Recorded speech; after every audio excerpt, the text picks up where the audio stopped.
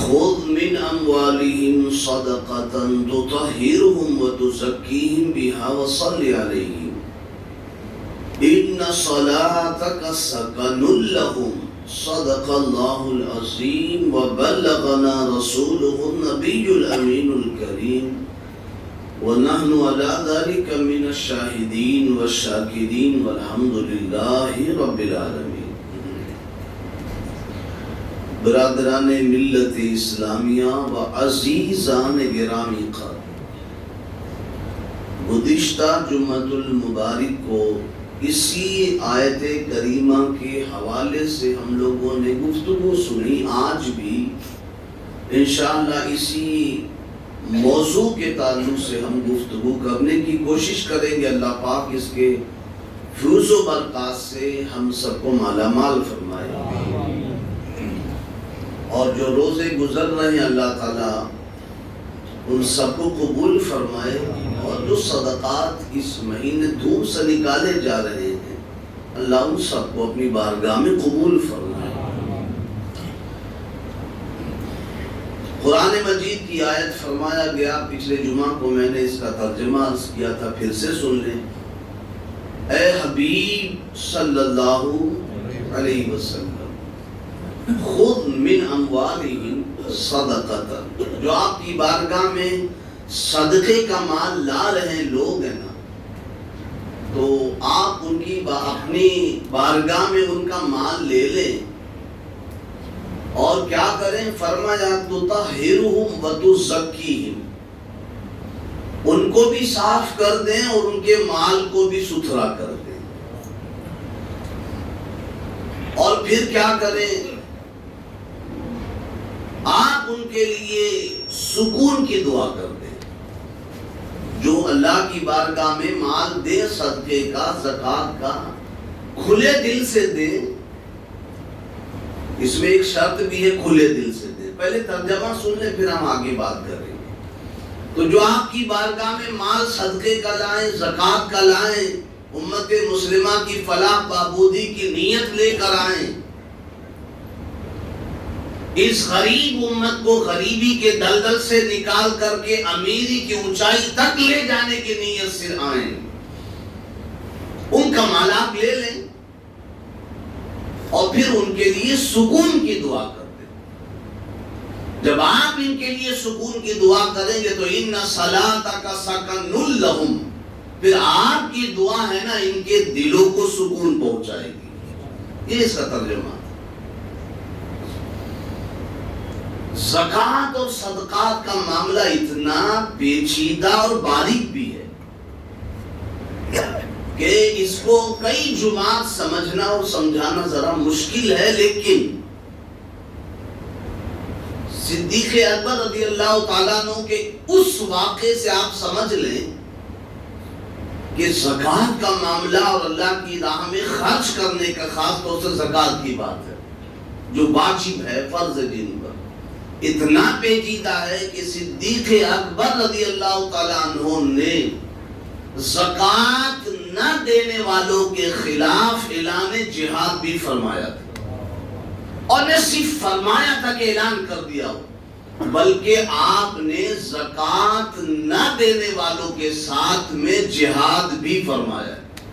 صرف اعلان نہیں. بہت سے صحابہ تھے جو روک رہے تھے صدیق اکبر کو کہ یا امیر المومنین، وہ کلمہ پڑھنے والے لوگ ہیں، نماز بھی پڑھتے ہیں، حج بھی کرتے ہیں، اور دوسرے جو اسلامی کام کرنا ہے وہ کرتے ہیں.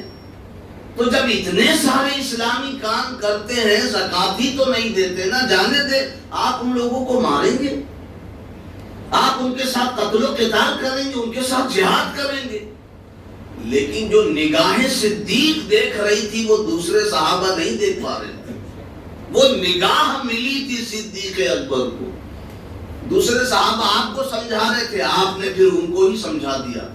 آپ نے فرمایا ٹھیک ہے وہ لوگ نماز پڑھتے ہیں، کلمہ پڑھتے ہیں اور دیگر کام کرتے ہیں اسلامی کام، لیکن یہ بھی تو سمجھ لو نا، تصویر کا دوسرا رخ بھی سمجھو کہ آج زکوٰۃ دینے سے انکار کر رہے ہیں، کل نماز پڑھنے سے یہی لوگ ہوں گے جو انکار کریں گے.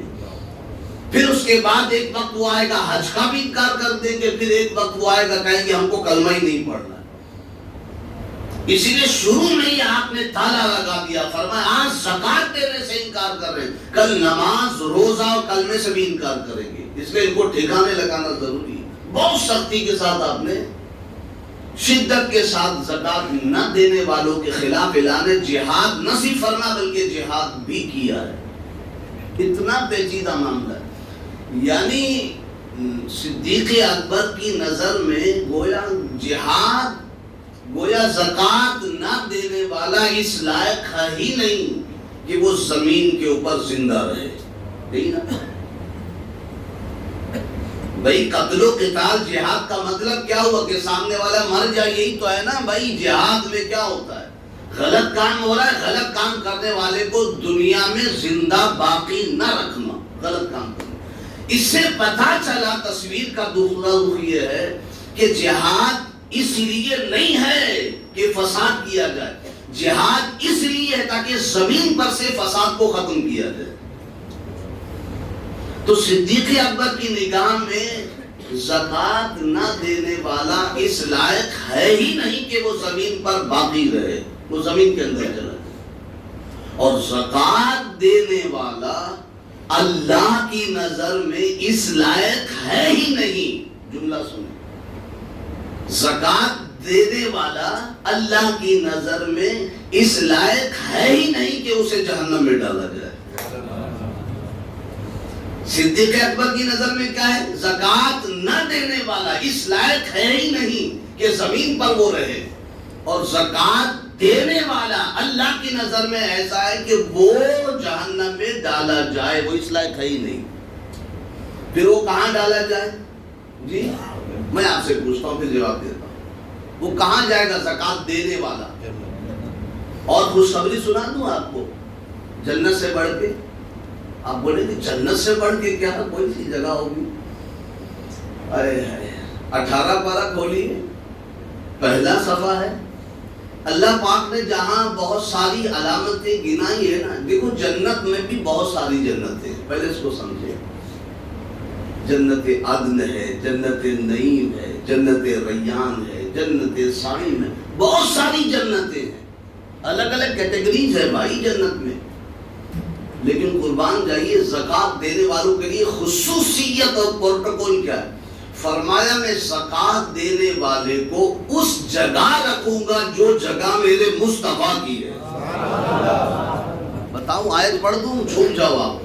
فرمایا الذین هم للزکاۃ فاعلون، پھر جہاں آیت ختم ہوتی فرمایا الذین هم یرثون الفردوس هم فیہا خالدون۔ مصطفیٰ کی جنت تو ویسے تو سب جنتیں میرے حضور کی ہے، بلکہ جنت میرے آقا کا صدقہ ہے، لیکن جہاں حضور کو خصوصیت کے ساتھ جہاں مسکن ہوگا نا، جہاں آرام فرما رہے ہوں گے، وہ جنت جنت الفردوس کہلاتی ہے۔ اسی جنت الفردوس کے بارے میں فرمایا ہے کہ جس نے میری راہ میں زکات نکالی وہ میرے مصطفیٰ کے ساتھ جنت الفردوس میں رہے گا۔ الذین یرثون الفردوس هم فیہا خالدون، اس میں ہمیشہ رہے گا۔ تو اللہ کی نظر میں زکات دینے والا اس لائق ہے ہی نہیں کہ وہ جہنم میں ڈالا جائے، بلکہ اس لائق ہے کہ وہ نہ صرف جنت میں رہے بلکہ مصطفیٰ کی جنت جنت الفردوس میں رہے۔ یہ بہت بڑے آج جو لوگ کہتے ہیں نا تو یہاں 10 لاکھ روپیہ زکات نکلنے کی، او اللہ، یہ سوچتے ہیں یہاں 10 لاکھ میری نکل رہی، ٹینشن میں آ جاتے ہیں۔ میرے بھائیوں جب یہاں سوچتے ہو نا، جب یہ بات دماغ میں آئے نا کہ 10 لاکھ روپے میری زکات نکل رہی ہے، تو یہ بھی تو سوچو نا 10 لاکھ کیوں نکل رہی ہے؟ اس لیے کہ اللہ نے آپ کو 4 کروڑ روپے دیے بھی تو ہے بھائی۔ 10 لاکھ 4 کروڑ پہ 10 لاکھ ہی بنتی ہے، 1 کروڑ پہ 2.5 لاکھ بنی، 2 کروڑ پہ 5 لاکھ بنی، 3 کروڑ پہ 7.5 لاکھ بنی، اور 4 کروڑ پہ تو 10 لاکھ میں پیٹ پھولنے لگتا ہے، 10 لاکھ نکالنا پڑ رہا ہے۔ تو وہی یہ بھی تو دیکھو نا 10 لاکھ کیوں نکالنا پڑا ہے؟ اس لیے کہ اللہ نے 4 کروڑ کا مالک بھی تو بنایا ہے نا۔ تم اپنی پچھلی زندگی کو کیوں بھول جاتے ہو؟ اس نے زیرو سے تمہیں 4 کروڑ روپے دیا، زیرو تھے تم، کچھ بھی نہیں تھے، 4 کروڑ ملا ہے تب تم نے 10 لاکھ کی بات کر رہے ہو، 10 لاکھ نکالنے، شکر ادا کرو کہ اللہ نے تمہیں 10 لاکھ نکالنے والا مالک بنایا۔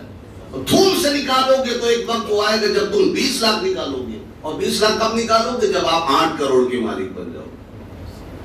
تو یہ ایک رخ مت دیکھو نا، اپنی پچھلی زندگی کو دیکھو، اور جو پچھلی زندگی کو دیکھتا ہے نا پھر اللہ اسے آگے بڑھاتا بھی ہے، نوازتا بھی ہے۔ حضرت ابو ہریرہ رضی اللہ تعالی عنہ، آپ نے ایک حدیث بیان کی ہے کہ بنی اسرائیل میں حضرت موسیٰ علیہ السلام کے دور میں اللہ نے ایک فرشتے کو 3 بندوں کے پاس بھیجا، 3 بندوں کے پاس، اس میں سے ایک کوڑھی تھا، دوسرا گنجا تھا، تیسرا اندھا تھا۔ کوڑھی، گنجا، اندھا۔ وہ فرشتہ اترا، پہلے کوڑھی کے پاس آیا، انسانی شکل میں فرشتہ اترا اور کوڑھی کے پاس آیا، کہنے لگا کہ بابا تمہاری یہ جو بیماری ہے کوڑ کی، کیا تم چاہتے ہو کہ ٹھیک ہو جاؤ؟ کہا بالکل، کیوں نہیں، اندھے کو اور کیا چاہیے آنکھ کے سوا، ویسے جو جس مرض میں مبتلا ہے اس کو اور کیا چاہیے، وہ مرض دور ہو جائے گا۔ اللہ کرے ہم سب کا جسمانی روحانی تمام مرض دور ہو جائے اس مبارک مہینے میں، اس کو اور کیا چاہیے، بیماری دور ہو جائے۔ تو فرشتے نے کہا کہ تم چاہتے ہو تمہارا یہ کوڑ کا مرض دور ہو جائے؟ تو کہا بالکل چاہتا ہوں۔ فرشتے نے ہاتھ پھیرا اس کے تمام جسم پر، اس کا مرض اچھا ہو گیا۔ پھر سونے پر سہاگا یہ کہ فرشتے نے پوچھا اچھا یہ بتاؤ تمہارے پاس کوئی حاجت ہے، کوئی ضرورت ہے کہ تمہیں دوں؟ کہاں؟ ہاں بس میں غریب آدمی ہوں، اب جب اچھا ہی ہو گیا ہوں کوڑ کے مرض سے تو مجھے اونٹ پسند ہے، ایک اونٹ دے دو، ایک اونٹنی دے دو۔ کہا ٹھیک ہے، ایک اونٹنی دے دی، اور دعائے برکت کی فرشتے نے، وہ چل دیا، وہاں سے چل دیا۔ اور پھر وہ جو ہے گنجے کے پاس آئے، حدیث پاک میں حضرت ابو ہریرہ بیان کر رہے ہیں، گنجے کے پاس آیا، کہا بھائی تم کو کچھ چاہیے؟ بھائی وہی سیم معاملہ، کہا اور کیا چاہیے، میں گنجا ہوں، میرے سر پر بال نہیں ہے، بس صورت نظر آتا ہوں، رشتے کا بھی معاملہ ہے، کوئی دیکھتا ہے تو اسی گھناتا بھاگ جاتا ہے، کم عمری میں گنجا ہو گیا، تو مجھے اور کیا چاہیے بال؟ وہ ہاتھ پھیرا، فرشتے نے بال آ گئے اس پر، خوبصورتی آ گئی اچھی۔ کہا کچھ چاہیے؟ کہا مجھے جو ہے وہ ایک گائے چاہیے، بس میں چاہتا ہوں مجھے گائے مل جاتی تو اپنی گزر بسر ہوتی۔ گائے دے دی فرشتے نے، اور اس کے بعد دعائیں برکت کی اور چلا گیا، برکت کی دعا۔ ایک ایک چیز کو رکھیں ذہن میں، پھر اس میں نکتہ جو ہے وہ بیان کروں۔ دعائیں برکت کی چل دیا، پھر اس کے بعد جو ہے وہ اندھے کے پاس آیا فرشتہ، کہا تمہیں کچھ چاہیے؟ کہا بس اندھے کو کیا ہے، آنکھ مل جائے اور کیا چاہیے۔ ہاتھ پھیری آنکھ پر اور آنکھیں واپس آ گئی، روشن ہو گئی آنکھیں۔ کہا تمہیں کچھ چاہیے؟ کہا بس مجھے ایک بکری چاہیے، ایک بکری دے دو، اور کچھ نہیں چاہیے، میری گزر بسر ہوتی ہے، غریب آدمی ہوں۔ بکری کی دعا کی درخواست کی، بکری دے دی فرشتے نے اللہ کے حکم سے، اور برکت کی دعا کی چل دی۔ کچھ وقت گزر گیا، برکت کی دعا کی تھی نا، فرشتے نے کی تھی، معصوم نے کی تھی، اور خوب برکت ہو گئی۔ اس کوڑھی کے مال میں بھی خوب برکت، ایک اونٹنی دی تھی نا، کئی ساری اونٹنیاں ہو گئی، ایک طبیلہ ہو گیا بڑا اچھا خاصا۔ اور جس کو گائے دی تھی اس گنجے کے پاس، اس کے پاس بھی خوب برکتیں ہو گئی، اور یہ اندھا اس کے پاس بھی خوب برکت ہو گئی۔ تو سب سے پہلے جو ہے وہ کوڑھی کے پاس وہ فرشتہ آیا، اللہ نے فرمایا جاؤ ان لوگوں کا امتحان دو۔ مال کے ذریعے بھی امتحان ہوتا ہے، یہ نہ سمجھنا کہ دبا دبا کے رکھنے سے ہم نے اس کو باقی رکھا ہے۔ دبا دبا کے رکھو گے تو امتحان ضرور ہوگا، اور امتحان میں پاس ہو گے تو اس کا کئی گنا اجر اللہ دے دیتا ہے۔ اس لیے کہ مال کی پرورش کرنا یہ آپ کا کام نہیں ہے، مال کی پرورش کر کے بڑھانا یہ اللہ کی ذمہ داری کرم میں ہے۔ اس لیے مجھے یاد آتا ہے کہ حضرت سیدہ عائشہ، اس کو اسٹاپ کریں، میں آگے بولوں گا اس پر، باقی کی بات ہے نا کہ ہم سمجھتے ہیں جمع کر کے رکھنا یہ باقی ہے، یہ باقی کچھ باقی نہیں ہے، باقی صرف اللہ کی ذات رہے گی، اور وہ جس کو باقی رکھنا چاہے وہ باقی رہے گا۔ کل من علیہا فان ویبقی وجہ ربک ذو الجلال والاکرام، کچھ باقی نہیں رہے گا، صرف اللہ کی ذات باقی رہے گی، اور وہ جس کو چاہے گا وہ باقی رہے گا۔ سیدہ عائشہ کی بارگاہ میں ایک بکری آئی، ذبح کی بھی، آپ نے کیا کیا؟ سب بانٹ دی، چونکہ حضور کو دست مبارک اور ران بہت پسند تھی تو ایک رکھ لیا، حضور جب گھر میں تشریف لائیں گے تو میں پیش کر دوں گی۔ تو سیدہ عائشہ نے عرض کیا، یا رسول اللہ صلی اللہ علیہ وآلہ وسلم، کچھ گوشت آئے تھے بکری کا، میں نے سب بانٹ دیا، بس یہی ایک ران ہے، اس کو میں نے باقی رکھا ہے۔ جملے کیا سیدہ کے؟ یہی ایک ران ہے نا جو میں نے باقی رکھا ہے آپ کے لیے، باقی صاحب میں نے دے دیا۔ آپ نے کیا فرمایا؟ حضور نے فرمایا صلی اللہ علیہ وسلم، آپ نے فرمایا سیدہ سے کہ عائشہ یہ نہ کہو کہ میں نے اس کو باقی رکھا ہے اور سب کو بانٹ دیا، بلکہ جو تم نے بانٹا ہے نا اصل میں وہی باقی ہے، اور یہ جو میرے لیے ہے یہ ختم ہونے والا ہے۔ جو بانٹ دیا نا وہ باقی ہے، جو تم کہہ رہی ہو نا کہ یہ باقی رکھا ہے، یہ باقی رہنے والا نہیں، جو بانٹ دیا ہے وہ باقی ہے۔ تو ہم کیا سمجھتے جو ہم رکھے ہیں وہ باقی ہے؟ نہیں، جو ہم نے دے دیا نا وہ باقی ہے، اور جو باقی رہنے والی چیز ہے وہ کہاں جا رہی ہے؟ آپ کی اس زندگی میں جہاں بہت زیادہ ضرورت ہے۔ تو آزمائش ہوتی مال کے ذریعے بھی، فرشتہ اترا آزمائش کے لیے، اللہ نے فرمایا جاؤ ذرا آزمائش لو۔ گنجے پہلے کوڑی کے پاس آئے، ایک سائی، ایک بھکاری، ایک فقیر کی صورت میں، انسانی صورت میں، اللہ کے نام پہ مجھے کچھ دے دو۔ اس کوڑی سے کہا اللہ کے نام پہ مجھے کچھ دے دو، میں مسافر آدمی ہوں، بڑا غریب الوطن ہوں، اگر اتنے سارے تمہارے پاس اونٹ ہے اللہ نے دیے ہیں تو ایسا کرو نا کہ مجھے اس میں سے ایک اونٹ دے دو، میری سواری کا انتظام ہو جائے گا، میں اپنے گھر تک پہنچ جاؤں گا، غریب الوطن آدمی ہوں، سائل آدمی ہوں۔ تو اس نے کہا ارے میری گزر بسر خود ہی بڑی مشکل سے ہے، میرے اوپر اتنی ذمہ داری ہے، میرے اوپر یہ ہے، میرے اوپر اس کا بوجھ ہے، میرے اوپر اس کی ذمہ داری گنانے کے لیے۔ ارے اتنی ساری باتیں کیوں گناتے ہو؟ اتنے سارے مال میں سے ایک اونٹی تو مانگا ہے جو اللہ نے تمہیں دیا ہے، پہلے تم اس لائق تو تھے نہیں، ایسا نہیں کہ پہلے سے نہیں کہیں میں تو پہلے سے اس لائق ہوں۔ یہ جو جائیدادیں تم دیکھ رہے ہو نا، اتنے سارے اونٹ، یہ سب میرے باپ دادا کی پراپرٹی ہے، میں پہلے سے امیر آدمی ہوں، خاندانی امیر ہوں۔ جیسے کچھ لوگ ابھی خاندانی امیر کا دھوس دیتے ہیں، نیا نیا پیسہ کچھ لوگ دیکھ لیتے ہیں نا، ان کا حالت خراب ہو جاتا ہے، ان کی حالت خراب ہو۔ نیا نیا پیسہ دیکھنے والوں کو میں نے دیکھا اکثر، جو نیا پیسہ دیکھتے ہیں نا پھر ان کو مت پوچھو، وہ اپنی حیثیت اوقات سب بھول جاتے ہیں۔ یہ نہیں سمجھتے کہ جو اللہ دینا جانتا ہے وہ لینا بھی جانتا ہے۔ بھولنا کبھی بھی اپنی اوقات حیثیت نہیں بھولنا۔ کہا کہ ہم تو خاندانی لوگ ہیں، ہم کو اللہ نے تھوڑی نہیں ابھی دیا، ہم پہلے سے خاندانی مالدار لوگ ہیں۔ اچھا ٹھیک ہے، تو فرشتے نے کیا کہا؟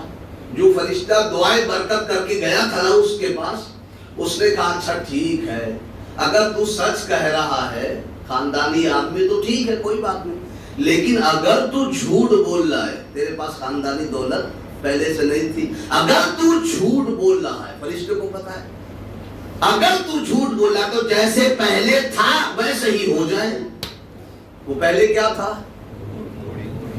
کوڑی تھا نا، اسی وقت اللہ نے اس کو کوڑ کے مرض میں مبتلا کر دیا، اسی وقت اس کا مال بھی ختم ہو گیا۔ یہی حال اس کے پاس، گنجے کے پاس، اس سے بھی کہا، اس نے بھی رونا دھونا شروع کیا اسی کی طرح۔ کہا ٹھیک ہے، تیرے پاس بال نہیں تھی پہلے سے، تو ہیئر اسٹائل بہت اچھی تھی تیری، پہلے سے بہت اچھا تھا نا، ٹھیک ہے ایسا کر، اگر تو جھوٹ، اگر تو صحیح کہہ رہا تو ٹھیک ہے، لیکن اگر تو جھوٹ بول رہا ہے تو جیسے پہلے تھا ویسے ہو جا۔ پھر سے واپس سے وہ ٹکلا ہو گیا، واپس سے گنجا ہو گیا وہ۔ پھر اس کے بعد اندھے کے پاس آئے، وہ اندھا مگر اللہ کا پیارا، پہلے سے ہی دل کا آنکھ والا تھا، اندھا تو تھا پہلے، بعد میں آنکھ والا ہوا نا، لیکن جب اندھا تھا اس وقت بھی دل کا اجالا والا تھا وہ، جبھی تو بعد میں زبان سے یہ نکلا نا، جب اس سے کہا میں غریب ہوں مجھے کچھ دے دو اللہ کی راہ میں، بس ایک بکری، اتنی ساری بکریاں آپ کے ریوڑ میں سے ایک دے دو. کہا کہ اتنی ساری بکریوں میں سے ایک کیا کرو گے؟ جتنی مرضی اتنا لے لو اور جو مرضی میرے لیے چھوڑ دو. کہا رے بابا کچھ اتنی فیاضی کس لیے؟ کہا کہ میں پہلے جو ہے نا میرے جو ہے میری آنکھیں نہیں تھی. ایک اللہ کا بندہ آیا تھا، اس نے میرے لیے دعا کی تھی تو آنکھ بھی ہو گئی، اور اسی بندے نے دعائیں برکت کی تھی تو اس کی برکت کی دعا سے اللہ نے مجھے مال دیا ہے. تو جس نے دیا ہے اس کی راہ میں میں دوں تو میرے کو کیا کمی ہوگی؟ آج سب دے دوں گا، ایک بھی باقی رہے گی تو اللہ پھر مجھے دے دے گا. اسی لیے میں نے کہا، اس نے کہا اسی لیے میں نے کہا جتنی مرضی لے جاؤ اور جتنی مرضی چھوڑ دو. جب ایک تھی تو اس وقت اللہ نے بہت ساری کی، تھوڑی چھوڑو گے تو اللہ بہت دے دے گا. تو فرشتے نے کہا ہم وہ مخلوق ہے کہ ہمیں مال کیوں کھانے پینے کی حاجت نہیں ہے، ہم تو فرشتے ہیں. فرشتے ہمیں نہ کھانے پینے کی حاجت ہے نہ مال کی ضرورت ہے. ہم تو اللہ کی طرف سے امتحان لینے کے لیے آئے تھے جس میں تو کامیاب ہو گیا. کبھی کبھی تو یہ مال کی آزمائش. تو میں یہ عرض کر رہا تھا کہ اپنی حیثیت کبھی نہیں بھولنا چاہیے. ہم کیا تھے؟ پھر اگر بھول گئے نا تو اللہ پھر ویسے ہی کر دے گا جیسے تم پہلے تھے، کیونکہ بندوں سے تم چھپا سکتے ہو. حضرت ابھی کچھ بھی نہیں ہے، دھندا نہیں چل رہا ہے. ارے حضرت کام نہیں چل رہا ہے، ابھی کیا دوں، اس سال کم دے رہا ہوں، اس سال ایسا نہیں ہے، اس سال ویسا نہیں. حضرت سے جھوٹ بول سکتے ہو، حضرت کو پیدا کرنے والے سے جھوٹ نہیں بول سکتے. پھر جیسے ہو ویسی ہو جاؤ گے، یہ منبر پہ سے کہہ رہا ہوں اور ایک فرشتے کی سنت ادا کرتے ہوئے کہہ رہا ہوں. حضرت سے جھوٹ بول سکتے ہو، حضرت کے اللہ سے نہیں بول سکتے. حضرت نہیں ہے، حضرت دھندا نہیں تو ٹھیک ہے، نہیں تو نہ ہو، اور ہو تو اللہ اس میں خوب برکت دے دے گا. تو سوچو نا، اس رب نے جب کچھ نہیں تھے، نتھنگ تھے، نیور تھے، جو کہہ لو آپ، تو اللہ نے آپ کو 10 لاکھ روپیہ زکات نکالنے کا مالک بنایا، تو 4 کروڑ دیا بھی. تو یہ بھی تو سوچو آپ، اتنا بڑا یہ عمل ہے زکات دینے کا، اتنا بڑا یہ عمل ہے کہ نہ پوچھو. جتنی طاقت سے یہ اللہ کی بارگاہ میں پہنچتا ہے نا، کچھ نہیں پہنچتی. جتنی طاقت سے اس کو نکالنے سے مال بڑھتا ہے نا، دوسرا کس میں نہیں بڑھتا. لیکن بات یہی ہے جو میں نے پچھلے جمعہ کو کہی تھی، جو بات رہ گئی تھی اس کو مکمل کر لو.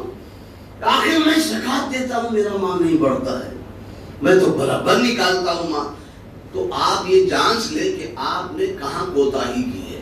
کچھ شرائط ہیں اس کے، جس میں سے 2 شرطیں تو میں نے پچھلے جمعہ کو بیان کی تھی، کچھ رہ گئی. اس دھون سے نکالے تو انشاءاللہ ضرور پڑے گا مال آپ کا. 2 باتیں تو آپ نے سن لی، اس میں سے دوسری بات یہ تھی آپ کی یاد دہانی کے لیے. پہلی تو یہ کہ یہ آپ یہ امید سے نکالے کہ میرے نبی اپنے مزار مبارک میں زکات اور صدقات نکالنے کے لیے دعائیں برکت کر رہے ہیں نکالنے والوں کے لیے. ایک تو یہ. دوسرا یہ کہ آپ مال برابر سے نکالو، حساب کتاب کرو. 100 روپے نکل رہا ہے تو 99 مت نکالو. کچھ لوگ اندازے سے نکال دیتے ہیں، ٹھیک ہے نکال دیا. 99 روپے نکالو گے نا، ایک بات اچھی طرح سمجھ لو، مسئلے کی بھی اور عقیدے کی بھی. جس کی 100 نکل رہی ہے نا، گن کر برابر نکالے. 100 نکل رہی، جس نے 99 نکالا، 100 جس کی نکل رہی، اس نے صرف 99، 1 روپیہ کم ہے مثلا. تو فرمایا اس کے 99 روپے زکات بھی اللہ کی بارگاہ میں قبول نہیں ہوگی، منہ پہ مار دی جائے گی. گیا نا آپ کا 99 روپے. جب نہیں قبول ہوگی تو بڑھے گا کیسے؟ نہیں بڑھنے کی وجہ بتا، بڑھے گا کیسے؟ پوری نہیں نکلی ہے. تیسری بات، یہ تو 2 بات پوری نکال. تیسری بات، جہاں ہم زکات دے رہے ہیں دیکھو وہ مستحق ہے کہ نہیں. برقع پہن کے ٹوپی لگا لگا کے گھومتے لوگ، اللہ کے نام پہ بھائی زکات دے دو، فطرہ دے دو، صدقہ دے دو. واقعی وہ زکات کے مستحق ہے؟ وہ عبدل ہے یا رام پرساد ہے جی؟ وہ رفیق بھائی ہے یا رامو بھائی ہے؟ وہ عبد الغفار بھائی ہے، عبد الستار بھائی ہے، احمد بھائی ہے، کہ وہ دین دیال اپادھیائے بھائی ہے جی؟ آپ نے برقع دیکھ لیا، دے دیا، آپ جان مانگ رہی، خالہ جان مانگ رہی، دے دیا، جان چھڑانے کے لیے۔ وہ کون بولے ڈھونڈے کا لاؤ ان کو دے دو، یہ کہہ رہے ہم کو زکات دے دو، اللہ کے نام دے دیا اٹھا کر کے۔ وہ مستحق ہے کہ نہیں؟ اور اگر واقعی میں مسلمان بھی ہے تو دیکھ لو واقعی میں مستحق ہے کہ نہیں، اس لیے کہ یہ معاملہ دھندے کی صورت میں چل پڑا ہے۔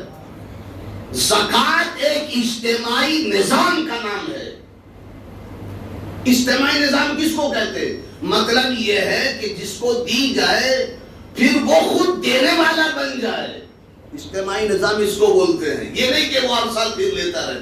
جب زکات کا حکم، آپ کی نالج کے لیے بتا رہا ہوں، جب زکات کا حکم نازل ہوا نا اور زکات مدینے میں نکالی جانے لگی، اللہ کے رسول نے فرمایا زکات دو، دھوم سے نکالا تو بولے پورے مدینے کے اندر سے 6 مہینے کے اندر میں ہی غریبی ختم ہو گئی۔ یہاں صدیاں گزر گئی ہیں لیکن جو مانگ رہا ہے وہ اگلے سال پھر مانگتا ہے۔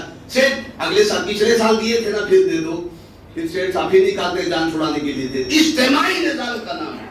آپ تحقیق کرو، زکات کا مستحق نہیں ہے، آپ نے دے دیا، آپ کی زکات نہیں بڑھی، وہ مدرسہ ہی کیوں نہ ہو۔ میں سب کو کہہ رہا ہوں، اس میں دکانداری اس میں بھی چل پڑی ہے۔ خصیب و رسید میں نام ہے، نہ کہیں کمرہ ہے نہ کچھ ہے، بس جامعہ ہے، دارالعلوم ہے نام ہے، اور جیل میں سب جا رہا ہے۔ اس میں بھی تحقیق کر کے دو، غیر کسی کو بھی مت دے دو، آپ تحقیق ہے آپ کو دو تو جہاں تحقیق نہیں ہے وہاں دو گے، جو مستحق نہیں ہے وہاں دو گے تو آپ کی زکات کہاں سے بڑھے گی؟ کیونکہ مستحق کے ہاتھ میں پہنچا ہی نہیں۔ جب مستحق کے ہاتھ میں پہنچے گا تب آپ کی مال کی زکات ادا ہوگی، تب وہ مال بڑھے گا۔ آئی بات سمجھ میں؟ یہ ہوگی زکات آپ مستحق کو دو۔ چوتھی سب سے بڑی وجہ سن لو اور ختم کرو بات۔ چوتھی سب سے بڑی وجہ، جب دو تو نیت خلوص کی ہو، دکھاوے کی نہ ہو، نیت ریاکاری کی نہ ہو۔ لائن لگا کے آؤ، ذرا دنیا والے دیکھیں تو صحیح، ذرا فوٹو کھینچا لو، راشن کی تھیلی دے رہا ہوں، فوٹو کھینچا لو، ذرا ویڈیو بنا لوں، تمہاری بچی کی شادی کے لیے میں بنڈل دے رہا ہوں۔ کتنے ویڈیو ایسے دیکھتا رہتا ہوں میں، حیرت ہوتی ہے اپنا مال کیوں برباد کر۔ دکھانے کی نیت نہ، خلوص اللہ کی راہ میں دینے کی نیت ہو۔ اور اللہ کو وہی ہاتھ پسند ہے، سن لو یہ حدیث سے بات ہے، اللہ کو وہی ہاتھ پسند ہے کہ ایک ہاتھ سے دو تو دوسرے کو خبر بھی نہ ہو۔ خلوص نیت کے ساتھ زکات نکالو گے تب زکات بڑھے گی بھی اور مال بھی بڑھے گا تمہارا۔ تو یہ سارے معاملات تھے جو زکات ادا کرنے، زکات مال پڑتا ہے۔ اللہ تعالیٰ اپنے محبوب کے صدقے ہمیں زیادہ سے زیادہ دینے کی اس کی راہ میں توفیق عطا فرمائے۔ جو جہاں دے رہا اللہ قبول فرمائے، جہاں سب کو دیتے دارالعلوم کو بھی